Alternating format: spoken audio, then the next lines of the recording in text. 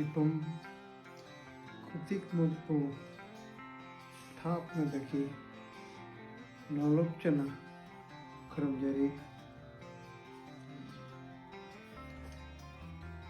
ꯃꯌꯥꯝꯅꯗꯤ ꯅꯨꯇꯤꯖꯥꯒꯤ video ꯊꯥꯔꯦꯅ ꯈꯜꯂꯝꯒꯅꯤ, ꯑꯗꯨꯕꯨ ꯑꯩꯒꯤ ꯋꯥꯍꯩ ꯑꯁꯨꯛ ꯃꯇꯤꯛ ꯂꯩ, ꯆꯍꯤ ꯑꯃ ꯆꯨꯞꯅ ꯑꯩꯅ ꯉꯥꯡꯕ ꯂꯣꯏꯖꯔꯣꯏ꯫ ꯃꯁꯤꯅꯤ ꯑꯩꯅ ꯍꯥꯏꯖꯅꯤꯡꯉꯤꯁꯦ꯫ ꯑꯩ ꯅꯨꯄꯤ ꯅꯥꯕꯗꯒꯤ ꯚꯤꯖꯤꯇꯔ ꯃꯌꯥꯝ ꯂꯥꯛꯄꯗꯅ ꯃꯥꯒꯤ ꯃꯅꯥꯛꯇ ꯃꯥꯕꯨ ꯍꯪꯕ ꯂꯥꯛꯄꯗꯨꯗ ꯉꯔꯥꯡ ꯑꯣꯏ ꯃꯥꯜꯂꯦ, ꯅꯨꯄꯤ ꯑꯃ ꯍꯥꯟꯅ ꯃꯅꯤꯄꯨꯔ ꯂꯩꯔꯝꯃꯤ, ꯃꯌꯥꯝꯅ ꯁ꯭ꯇꯦꯇꯁꯇꯁꯨ ꯊꯦꯡꯅꯔꯝꯒꯅꯤ, ꯑꯩꯅ ꯍꯥꯟꯅ ꯉꯔꯥꯡ ꯍꯥꯞꯆꯈꯤꯕꯅꯤ꯫ ꯃꯥꯅ ꯑꯩꯒꯤ ꯅꯨꯄꯤꯗꯨꯗ ꯑꯁ ꯑꯪꯀꯜꯗꯤ ꯃꯄꯥꯟꯗ ꯀꯞꯅ ꯂꯩꯍꯧꯔꯦ, ꯀꯩꯗꯧꯔꯒꯦ ꯃꯥꯕꯨ? ꯑꯩꯒꯤ ꯅꯨꯄꯤꯅ ꯀꯔꯤ ꯈꯨꯝꯃꯦ? ꯑꯁ ꯃꯥꯗꯤ ꯑꯗꯨꯝ ꯄꯤ ꯇꯥꯗꯅ ꯂꯩꯔꯕꯅꯤ, ꯃꯌꯥꯝꯅ ꯃꯅꯤꯄꯨꯔꯗꯒꯤ ꯅꯠꯇ꯭ꯔꯒ ꯃꯅꯤꯄꯨꯔꯒꯤ ꯋꯥꯡꯃꯗꯒꯤ ꯃꯤꯁꯤꯡꯅ ꯑꯩꯉꯣꯟꯗ ꯄꯤꯕꯤꯔꯕ ꯕꯣꯔꯅꯦ, ꯅꯨꯡꯉꯥꯏꯕ ꯄꯥꯎꯖꯦꯜꯅꯦ, ꯃꯗꯨ ꯍꯦꯛ ꯄꯥꯔꯒ ꯃꯥꯗꯤ ꯑꯗꯨꯝ ꯀꯞꯇꯅ ꯂꯩꯕ, ꯌꯥꯝ ꯏꯃꯣꯁꯅꯦꯜ ꯑꯣꯏꯅ ꯂꯩꯕꯅꯤ꯫ ꯁꯤꯅꯤ ꯃꯁꯤ ꯃꯤꯠꯇꯒꯤ ꯑꯗꯨꯝ ꯄꯤ ꯆꯥꯊꯔꯦ ꯃꯌꯥꯝꯅ꯫ ꯍꯟꯗꯛꯀꯤ ꯕꯔꯊꯗꯦꯒꯤ ꯃꯔꯝꯗ so many wish, ꯑꯩꯒꯤ ꯂꯥꯏꯐꯇ ꯑꯁꯨꯛ ꯃꯇꯤꯛ ꯀꯅꯥꯝꯇꯅ ꯋꯤsh ꯇꯧꯔꯝꯃꯣꯏ꯫ ꯂꯤꯁꯤꯡ so many places from the world, Manipuri ꯂꯩꯕ ꯋꯥꯔꯜ ꯃꯥ ꯈꯨꯗꯤꯡꯗ ꯉꯔꯥꯡ ꯅꯍꯥꯟꯗꯒꯤ ꯑꯩꯒꯤ ꯃꯔꯨꯞ ꯔꯣꯅꯤ ꯃꯩꯇꯩ, ꯃꯥꯒꯤ ꯚꯤꯗꯤꯑꯣꯒꯤ ꯑꯥꯏꯗꯤꯗꯨꯅ RMVLOG ꯍꯥꯏꯕ꯭ꯔꯥ, ꯌꯥꯝꯅ ꯀ꯭ꯔꯤꯌꯦꯇꯔ ꯑꯣꯏꯖꯥꯠꯅꯤ ꯃꯥꯁꯦ,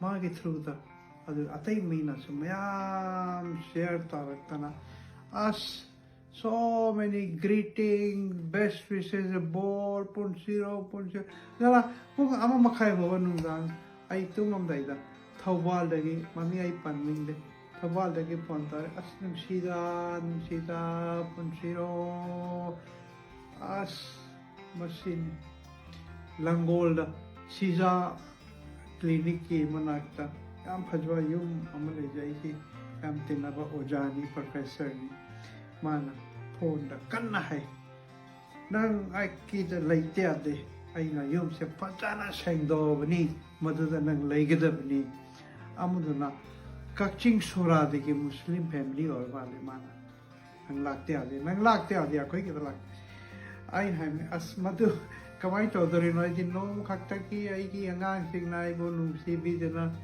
ꯅꯣꯡꯃ ꯈꯛꯇ ꯑꯣꯏꯔꯣ ꯅꯪꯒꯤ ꯅꯦꯇꯤቭ ꯂꯦꯟꯗ ꯀꯣꯏꯔꯨꯔꯣꯅ ꯇꯤꯀꯦꯠ ꯄꯤꯕꯤꯔꯛꯄꯅꯤꯅꯀꯣ, ꯃꯊꯪ ꯂꯥꯛꯄꯗ ꯑꯩ ꯁꯣꯏꯗꯅ ꯂꯥꯛꯆꯒꯦ꯫ ꯑꯗꯨꯒ ꯑꯃꯅ ꯀꯔꯤ ꯍꯥꯏꯕ, ꯈꯥꯕꯝ ꯆꯝꯄ꯭ꯔꯩꯊꯣꯡ ꯍꯥꯏꯕ꯭ꯔꯥ, ꯃꯟꯇ꯭ꯔꯤ ꯄꯣꯈ꯭ꯔꯤꯗꯒꯤ 12 ꯀꯤꯂꯣꯃꯤꯇꯔ, ꯃꯗꯨꯗ ꯐꯥꯔꯝ ꯍꯥꯎꯁ ꯑꯃ ꯂꯩ, ꯃꯗꯨꯁꯤ ꯃꯃꯤꯡ ꯑꯩ ꯄꯟꯖꯅꯤꯡꯗꯦ꯫ ꯃꯥꯅ I am organizing a dinner for you, you have to stay with me.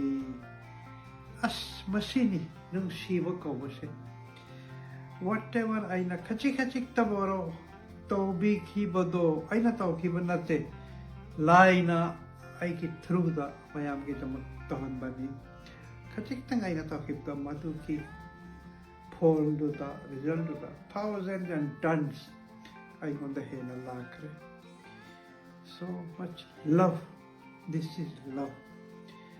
ꯑꯗꯨꯒ ꯑꯩ ꯊꯧꯕꯥꯜꯗꯒꯤ ꯑꯣꯏꯔ ꯃꯥꯜꯂꯦ, ꯉꯔꯥꯡ ꯀꯩꯅꯣꯝꯁꯨ ꯍꯥꯏ, ꯑꯁ ꯅꯪꯒꯤ ꯈꯨꯠ ꯁꯣꯛꯅꯤꯡꯉꯦ, ꯍꯣꯏ ꯂꯥꯛꯑꯣ ꯑꯦꯌꯥꯔꯄꯣꯔꯠꯇ ꯎꯅꯁꯤ, ꯀꯩꯗꯧꯔꯒꯦ?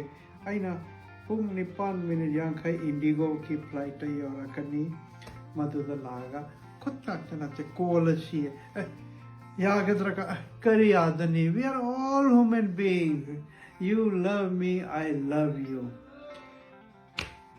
ꯑꯌꯨꯛꯇ ꯂꯥꯛꯑꯣ ꯎꯅꯁꯤ꯫ ꯑꯩꯒꯤ ꯕꯔꯊꯗꯦꯅꯤꯅꯀꯣ, ꯑꯩꯗꯤ ꯃꯅꯤꯄꯨꯔꯒꯤ ꯄ꯭ꯔꯖꯥꯒꯤ ꯃꯍꯨꯠ ꯁꯤꯜꯂꯒ ꯑꯩꯈꯣꯏꯒꯤ head of the state honourable CMꯗ ꯐꯥꯎꯕ ꯑꯩ ꯑꯊꯨꯝ ꯑꯍꯥꯎꯁꯨ ꯑꯩ ꯈꯔ ꯌꯧꯍꯟꯅꯤꯡꯉꯦ, ꯑꯗꯨꯕꯨ ꯃꯗꯨꯒꯤ ꯕꯦꯕꯥꯔ ꯀꯃꯥꯏꯅ ꯇꯧꯗꯒꯦꯅ, ꯀꯃꯥꯏꯅ ꯌꯧꯍꯟꯗꯒꯦ ꯃꯗꯨ ꯑꯩ ꯈꯜꯂꯤ꯫ ꯃꯥꯒꯤ ꯁ꯭ꯇꯥꯐ ꯑꯃꯅ ꯑꯦꯌꯔꯄꯣꯔꯠꯇꯒ ꯂꯥꯛꯇꯅ ꯑꯩꯉꯣꯟꯗꯒꯤ ꯀꯂꯦꯛ ꯇꯧꯔꯛꯀꯗ꯭ꯔꯥ ꯃꯗꯨꯗ ꯕꯦꯕꯥꯔ ꯀꯥꯏꯒꯗ꯭ꯔꯥ ꯅꯠꯇ꯭ꯔꯒ ꯑꯩꯅ ꯆꯠꯂꯒ ꯒꯦꯠꯇ ꯊꯤꯟꯕ꯭ꯔꯥ ꯈꯪꯗꯦ ꯑꯩ ꯃꯥꯕꯨ ꯅꯨꯡꯁꯤꯌꯦ ꯃꯥꯅ ꯍꯦꯛ ꯄꯥꯏꯕꯗꯒꯤ ꯃꯅꯤꯄꯨꯔꯗ ꯆꯤꯡ ꯇꯝꯒꯤ ꯔꯤꯂꯦꯁꯟ ꯌꯥꯝ ꯐꯒꯠꯂꯦ ꯕꯟ ꯑꯝꯇ ꯂꯩꯇꯦ ꯃꯃꯥꯡꯒꯤ ꯒꯣꯚꯔꯟꯃꯦꯟꯇꯗꯤ ꯕꯟ ꯁ꯭ꯇꯦꯠ ꯊꯕꯛ ꯀꯌꯥ ꯌꯥꯝꯅ ꯑꯀꯥꯏꯕ ꯂꯥꯛꯑꯝꯃꯦ ꯃꯥ ꯄꯥꯏꯕꯗꯒꯤ at least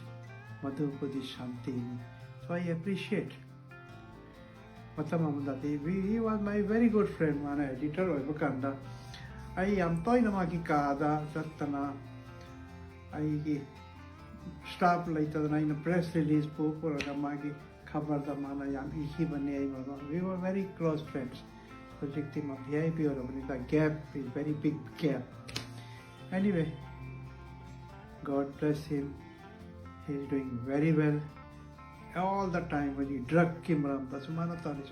I highly appreciate, I salute him. Andak la pada. And me Maya Naming I di helicopter like Tavarina. Laira Babadi in a district cutting the Chalaga tribe, cutting Maki Alaman sing the in a Koramagama blessing Kalaudana. I other wo Andakiti. Dr. Nara Sahib Lakani Adu.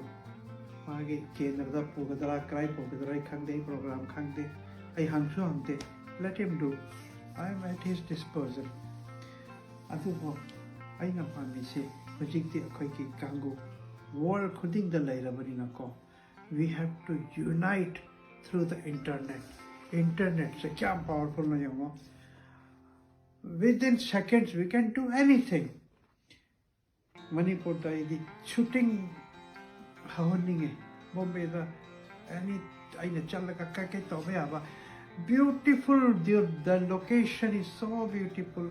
Switzerland, the Gita Deva Manipur ki location city. Once how the business Mayam Lakani, Aduka, Bombay, the Hinduja group ki chairman, Aduka, World Trade Center ki chairman, Gadaswaina, Wari Shajaki, Manipur hostel.